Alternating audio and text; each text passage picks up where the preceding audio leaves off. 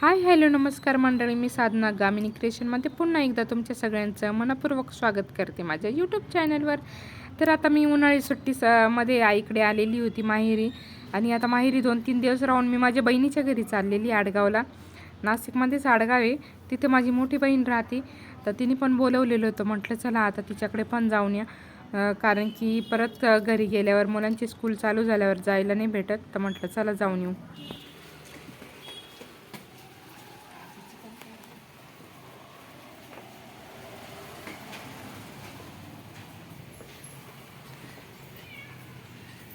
आजी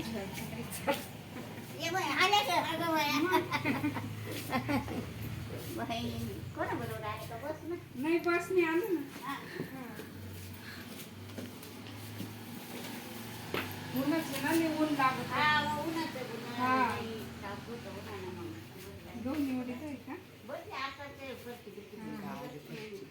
म्हटलं मग सकाळच्याच गाडीने जाऊ, उन्हाचे कंटाळा येतो. काल कधी आलं मग?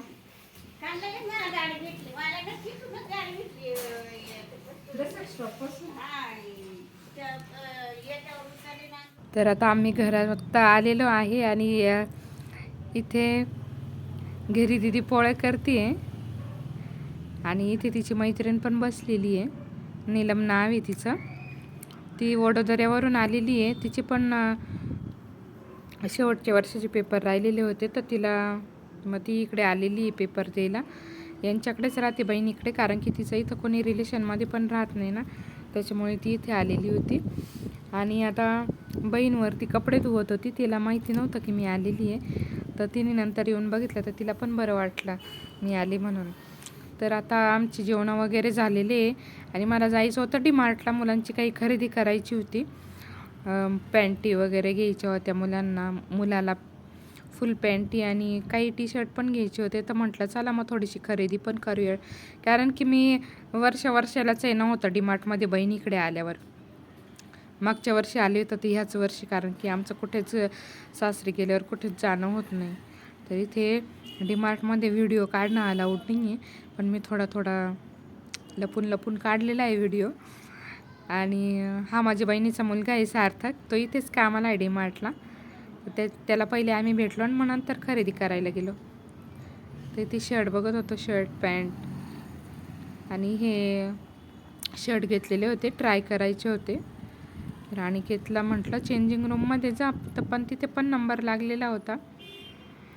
आणि आता आम्ही डीमार्टमधून शॉपिंग करून घरी आलेलो आहे, आणि ऊन पण खूप लागत होतं. बापरे, एवढा उन्हाळा जबरदस्त कडक आहे ना, यावर्षी खूप ऊन लागत होतं. तर आमची खरेदी झाली, आईस्क्रीम वगैरे खाल्ली डीमार्टला, आणि मग आता आम्ही घरी आलेलो आहे.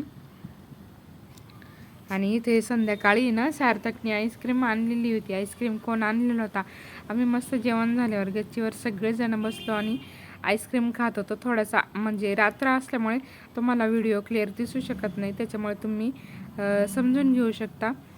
आणि इथे आम्ही सगळे बसलेलो आहे, आणि इथे माझ्या बहिणीचा छोटा पुतण्या पण आहे ईश्वर. त्याच्याशी गप्पा मारता सगळे खूप हसत खेळत सगळेजण होतो ना गच्चीवर.